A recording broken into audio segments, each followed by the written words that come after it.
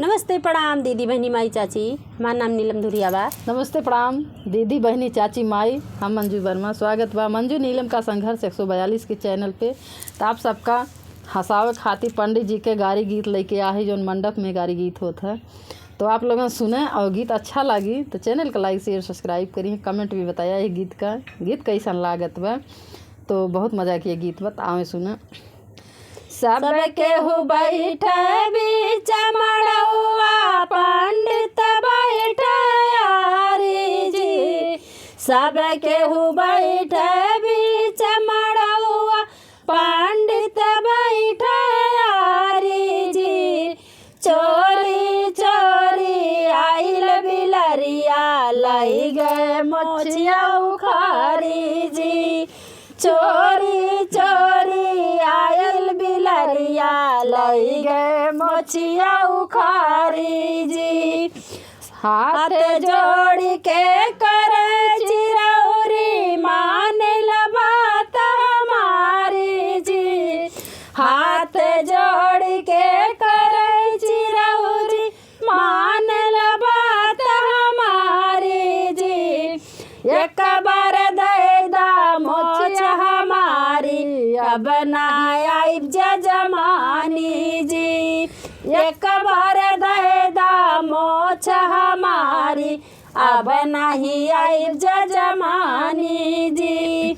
सब केहू बैठे बीच मड़उआ, भसुरु बैठे यारी जी। सब केहू बैठे बीच मड़उआ, भसुरु बैठे यारी जी। चोरी चोरी आइल बिलरिया, लई गए दाढ़ी उखारी जी। चोरी चोरी आइल बिलरिया, लई गए दाढ़ी उखारी जी। हाथ जोड़ के करे चिरौरी, मानिल बात हमारी जी।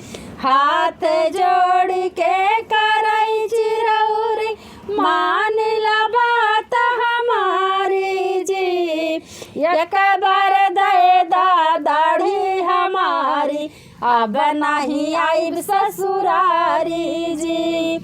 एक बार दे दा दाढ़ी हमारी, अब नहीं आइब ससुरारी जी। सब केहू बैठे बीच मड़उआ, बरती है बैठे यारी जी।